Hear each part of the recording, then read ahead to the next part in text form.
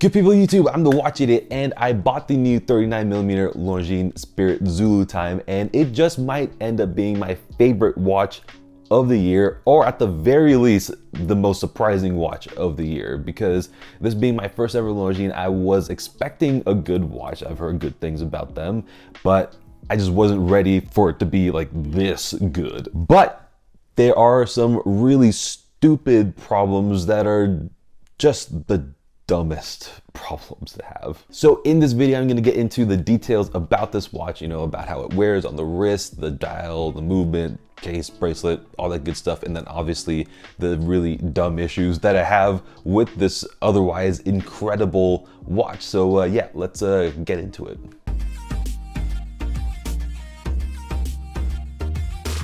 Okay, so first off, as always, let's do the dimensions because they're nice and familiar. We've got a 39mm case with a lug-to-lug of 46.8 millimeters, and the big thing is that the thickness is only 13.4 millimeters, which for a flyer GMT is pretty good, because the Tudor Black Bay Pro, on the other hand, despite it being really comfy, comes in at 14.6 millimeters thick. So yeah. Well done, Longines. Continuing on the dimension comparisons, compared to a Black Bay 58, it's nearly the same in every other way, other than the lug-to-lug being 0.7 millimeters shorter on the Zulu Time, and it naturally being 1.6 millimeters thicker because it's a GMT after all. The part where things get bizarre is when the Zulu Time gets put on the wrist, and the first time I did that, I didn't have the Black Bay 58 to compare it to. So the Zulu Time wears fantastically. The size for me is just about perfect, but to me it felt like it wore like a big sort of 40mm-ish watch, whereas I recall the Black Bay 58 being worn like a true 39mm watch. But that's not the case. Side by side, they look pretty much exactly the same, and then if anything, weirdly enough, the Black Bay 58 looks to be a bit bigger. Just know that both of these are great sizes. And here you see it on a 6.5-inch wrist, and it looks spectacular, and the male end links aren't posing a problem here at all, which is a good thing, obviously. And in terms of overall balance on the wrist, it's good and comfortable, but if anything, it's just a teeny bit top heavy. Not because of the watch head, because the watch head is normal, the bracelet is normal. It's really because of that, plus the fact that it has a fairly slim and low-key clasp. Still a super comfy watch. I mean, easily amongst the most comfortable watches that I've worn. Oh yeah, and the last thing in terms of dimensions is that it has a 21mm lug width, which is undoubtedly irritating, but I'll get into why I'm not quite as irritated as I usually would be about that on lug width later on. And now onto the dial, and the biggest thing about this dial for me is the fact that this has Arabic numerals, and this is because it's a really big departure for me, because I don't think I currently own any watches with these sorts of numerals, and for that reason it's giving me a brand new experience, and this really does feel like a really nice palate cleanser to all of my dive watches that I wear constantly, which does feel nice. The dial is matte black, and it ends up being a darker matte black than usual, which I'm really happy about, because I really don't like it when the dial ends up looking lighter than the bezel. Then we have the controversial 5 stars on the dial, and yeah, some folks absolutely hate it. For me, I'm not too bothered by it, just because I really don't notice it all too much when I look at the watch, because sometimes it looks completely black depending on the angle of the light. Yeah, I mean, could I do without it? Absolutely, I could, why not? But yeah, I'm not too fussed about it being in there either. The date window at the 6 is obviously, as far as I'm concerned, the right place to put a date window, and it's obviously got a color matched date wheel as well, which is a good thing. And while it could have been just a little bit lower, just to be a little bit more perfect, I'm not complaining.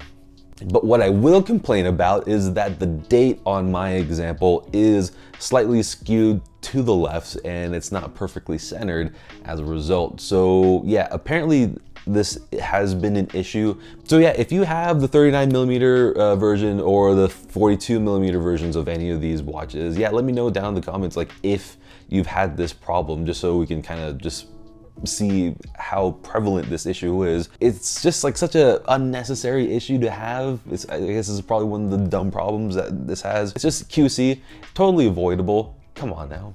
Next up, we have the handset, and it's pretty standard fare here. I mean, we've got polished baton hands, and then the second hand has a diamond loom pip at the top, and that diamond perfectly lines up on top of the diamonds in the cutout of the really cool stepped and polished minute track, both of which are such nice little details that really didn't need to be there, but just makes a big difference to me. And of course, the GMT hand is there, and it's pretty low-key when compared to the likes of the Black Bay Pro or the Explorer II, just because it's a pretty chill stick with a small arrow at the top, and it's not that big, and the only color that it has is at the top third of that hand. It's blue, which is the main accent color of this watch. And then the loom is great. It's well applied, it's not splotchy, and the little diamonds are loomed as well, which is nice to see. And of course, it's got blue loom, which is always awesome to see. But the weird part is that the loom in normal light has a traditional light greenish hue, and that's just kind of weird. I don't know how that happens, a green hue for blue loom. So yeah, there's a little bit of useless information, I guess. So the case is definitely one of the main reasons why I love this watch so much, and it comes down to the finishing, because the base design of the case, as you can see, is pretty simple. The finishing, on the other hand, is simple but so impactful because the lines are really sharp, not physically sharp, obviously, but also it's sharp in terms of the transitions from the different finishes. From the brush surface of the case side to the relatively wide polished bevel running along the top of the case, and then into the top of the lugs where it's brushed. And the biggest surprise is that it's got the signature Omega style brushed finish, and it's kind of hard to explain the finish exactly, but it's just that sort of spicier than regular brushing, and it's something that I absolutely love so much. And for comparison, here it is next to my cousin's Globemaster, and I'm hoping that these similarities are coming through here. But yeah, just know that they are pretty much identical in terms of the finishing. And by the way, by them being identical doesn't mean that Omega has come down for Longines. Longines has stepped way above their price point to get really good looking stuff. Moving up from the case, we have the bezel, which is yet another key reason why I love this watch so much, and that's because it's got a rotatable 24-hour bezel, which is something that the Black Bay Pro didn't have. And it's important to me because I'm able to time things whenever I need to. But also, if you quickly want to track a different time zone from home, I can just rotate the bezel instead of having to reset the entire watch. Not something I can do on the Black Bay Pro, and collar GMTs are the best for these situations anyway. And that leads me to the movement, and it's the L844.4, which is a cost certified flyer GMT movement, which means that the hour hand jumps, and it's got the 72-hour power reserve, and it's anti-magnetic because it's got a silicone hairspring. Yeah, I mean, just the overall value of this watch is what just surprises me every single time I wear this watch. But as we will see, it's not a perfect watch, of course, and yeah, we'll get into that in the next section here. So yeah, let's get into the bracelet, because overall it's really great, aside from the really dumb problems that it has. First off, the good things, and the finishing of the bracelet is very thoughtfully done. It's mostly brushed, but then it's got this thin polished accents on the inner seams between the links, and this makes for some very nice contrast while not being too glitzy, because if this had a full set of polished center links, I wouldn't have gotten this watch in the first place. But the part that I love the most is the proportions of the bracelet, because the taper is done beautifully and very gradually over the course of 5 links, and the total taper is 5mm, which makes for a more dramatic look, and it's 16mm at the clasp, which, if you do the math, makes the lug width 21mm. That's pretty irritating because it easily could have been a 20mm lug width to accommodate even more straps. But if you do want to swap out the bracelet for something else, Longines made it really easy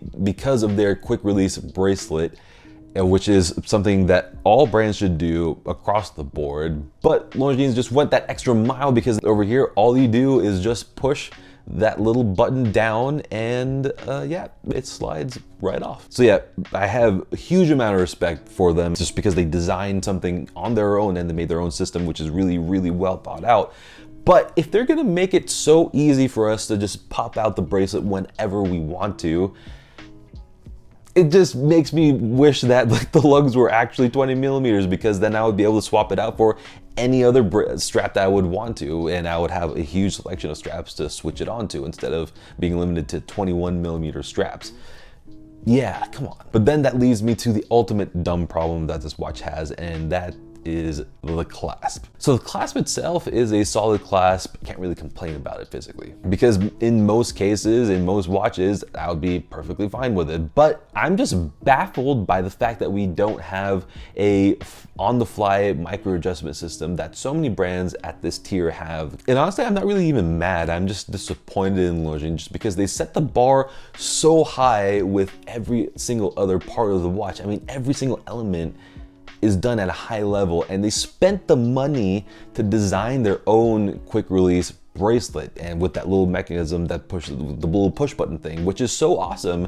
So then why stop there? Just make a killer quick adjust clasp, and then you're good to go. Every single part has been tailored for the watch, and at that point, feel free to charge $200, $300, $400 more, because even if it's at $3,500, it's still immense value. I mean, yeah, this watch really had the chance of being almost pretty much perfect, aside from whatever you like in terms of design preferences. So yeah, even still, it's a very comfortable watch to wear, so I'm not mad. I'm just disappointed, like I said, because this was just so close to achieving that sort of next level status. So there you have it. Let me know down in the comments what you guys think about this watch. And if you enjoy this video, go ahead and hit the like button and subscribe if you haven't already, because a lot of watches are going to be incoming over the next few weeks and months, obviously. So yeah, until the next video, good day.